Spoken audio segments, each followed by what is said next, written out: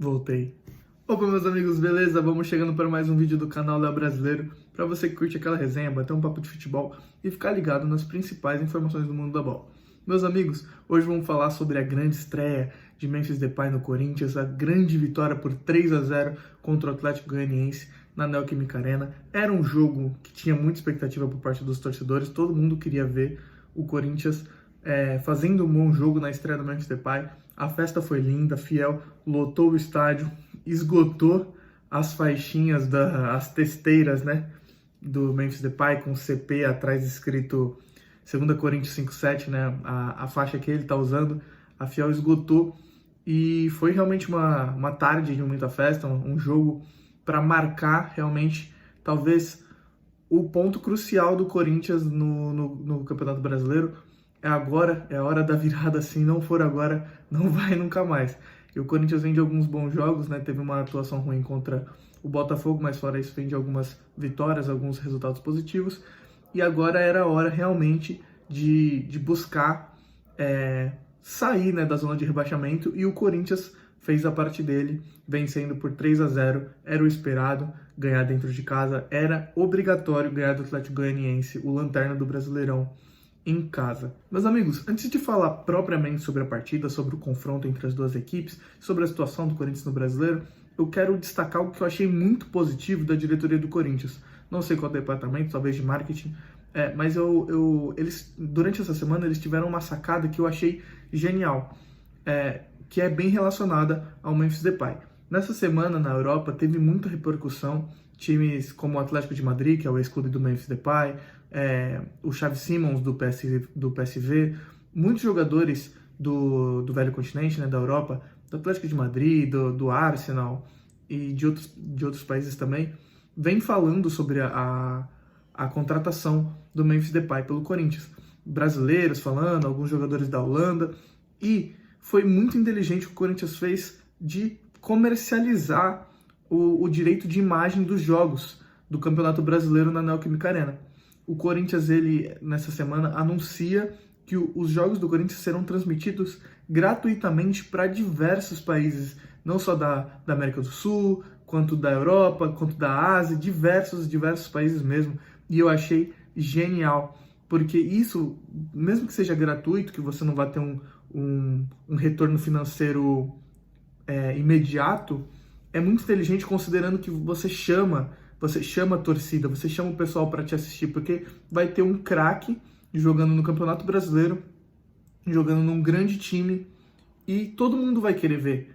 Todo mundo que gosta de assistir futebol no seu tempo livre, quando estiver passando na TV, fala: caramba, é o time do Depay, vou pôr para assistir. E isso foi uma sacada genial da diretoria do Corinthians, do departamento, talvez de marketing, não sei bem, mas eu realmente achei muito inteligente e acho que isso vale destacar em meio a uma diretoria que faz várias burradas. Agora, um dos pontos positivos, além da chegada do Depay, é sim como eles estão explorando a marca desse jogador, que é grandíssimo, midiático, como todos nós sabemos.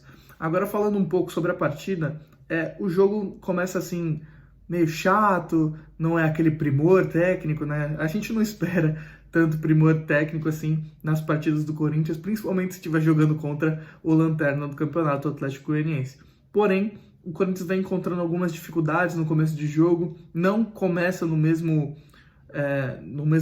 ímpeto que terminou o último duelo contra o Fortaleza, mas ele vai tentando se achar ali na partida, não vem fazendo um grande primeiro tempo, é um jogo muito truncado, acho que sentia a pressão de ter que ganhar, é uma partida que tem que ganhar, sem contar que o Corinthians vence nas Copas, parece que é um time leve, parece que é outros jogadores, e chega no Brasileirão, não desempenha igual. Então acho que tinha todo esse contexto, toda essa pressão em cima dos jogadores, o jogo realmente começa um pouco mais truncado, um pouco mais chato, um pouco mais feio, porém o Corinthians vai se encontrando durante a partida.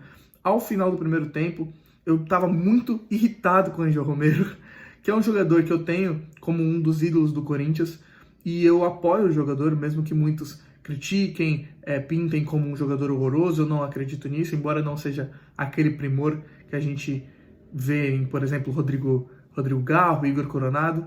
É um jogador que se doa, veste a camisa e sim é ídolo do Corinthians, com tantos e tantos gols, o maior artilheiro estrangeiro da Arena, não, perdão, maior artilheiro estrangeiro da história do Corinthians, maior artilheiro da Arena e deve quebrar, falta 4 gols para ele quebrar o recorde de maior artilheiro do Corinthians no século XXI.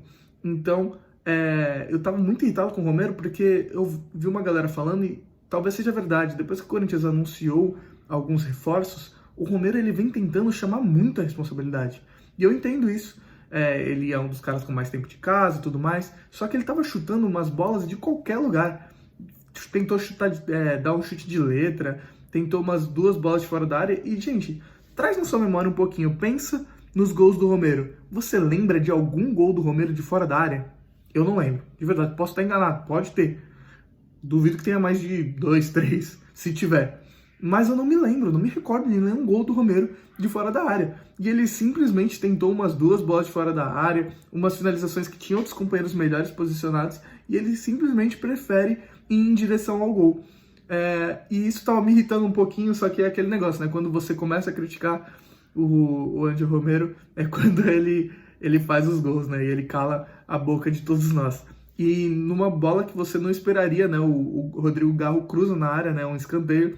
E o Romero tá sozinho dentro da grande área, não tinha ninguém marcando, talvez os jogadores do Atlético Goianiense preocupados com os jogadores de grande estatura, né, diferente do Romero, e o Romero cabeceia sem sair do chão, testa para baixo, a bola quica, o goleiro não alcança, 1-0 Corinthians, faltando 2 minutos para acabar o primeiro tempo, é para fechar com chave de ouro, e acontece, o Corinthians sai vencendo o primeiro tempo, e volta para o segundo tempo muito mais leve, parece que tirou aquele peso todo, parece que tirou aquele negócio, ufa, ó, temos que vencer, mas estamos ganhando, nós temos força dentro de casa, vamos ganhar na frente da torcida, vamos sim dar um grande pé direito para a história do Memphis Depay, né, que tem a estatística de nunca ter perdido uma estreia, né, então foi realmente muito interessante como o Corinthians sentiu que saiu um peso das costas e voltou para o segundo tempo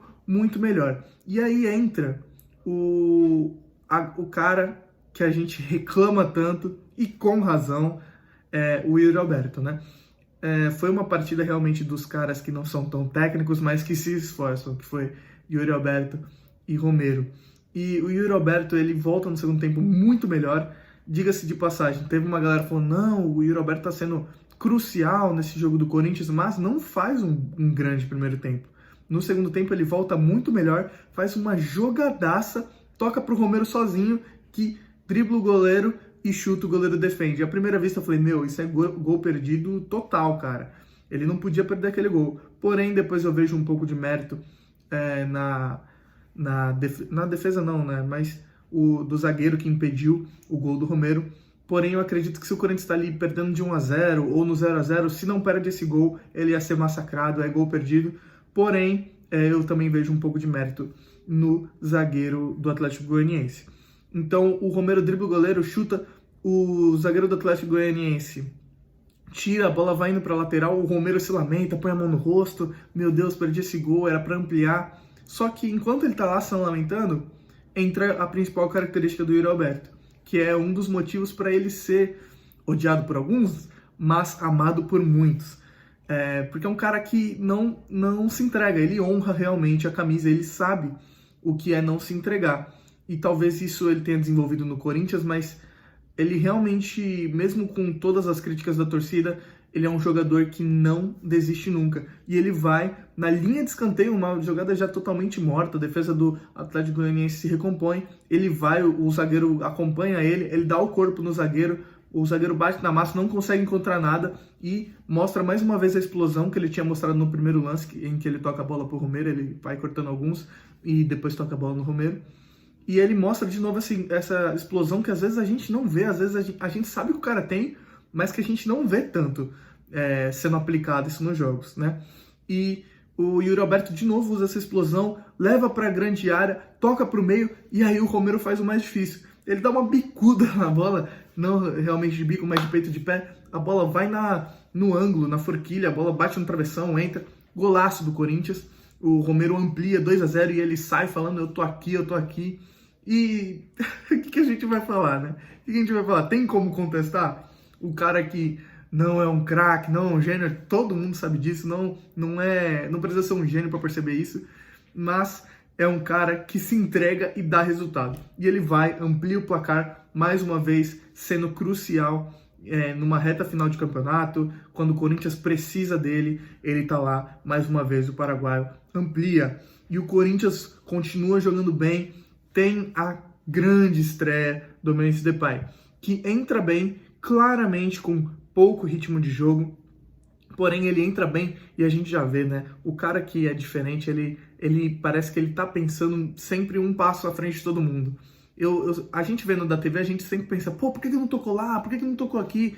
E, e a gente tem uma visão privilegiada, mas mesmo assim, eu mesmo não vi com aquela velocidade o passe que o Depay dá pro Romero assim que ele entra. É o segundo, terceiro toque na bola. Toca uma bola nele, eu acho que ele domina, se não me engano, e ele já dá um passe no canto esquerdo ali do ataque do Atlético Goianiense, e já é uma jogada de perigo pro Corinthians. Claramente ele estava realmente sem muito ritmo de jogo, porém a gente já vê quando o cara tem uma capacidade técnica diferente, ele se diferencia muito dos outros, né? Ele tá numa rotação diferente, é um cara que pensa à frente. Então foi isso, a estreia do Depay. Foi um cara que correu bastante, com suas devidas proporções, né? Porque é um cara que não pode correr tanto nesse início, tem que ter uma dosagem de carga, tem que ir um pouco devagar, porque ele estava há 71 dias sem entrar em campo, então realmente tem que ter um pé atrás, mas ele quase marca um gol, ia ser lindo, porém, ele realmente, com algumas jogadas, aqueles vislumbres do grande jogador que a gente sabe que ele é, porém, que tá sem tempo de bola, que tá sem ritmo de jogo, muito tempo sem jogar, tal, a gente sabe. Então, podia ter saído o gol dele, ia ser lindo, ia ser maravilhoso, ia explodir a arena, porém não sai, e a gente tem que se contentar, mas vai sair, eu tenho esperança de que vai ser uma grande passagem. Enquanto chega o jogador, fecha a finalização, tal, não dá para saber se o cara realmente vai chegar com vontade, se ele vai realmente entregar o que a gente espera, porém, parece na realidade que ele quer fazer isso dar certo, que ele quer ser um ídolo, e ele tem tudo para isso, principalmente se o físico, se as lesões deixarem. Então, essa é meu comentário sobre a participação dele. Joga bem, a gente sabe disso, porém ainda vai ter que se adaptar ao futebol brasileiro e pegar um condicionamento físico. Volto a destacar aqui agora o Igor Coronado e o Rodrigo Garro, que fazem o terceiro gol, que fecha a casa, que fecha o caixão, na realidade, para a vitória do Corinthians.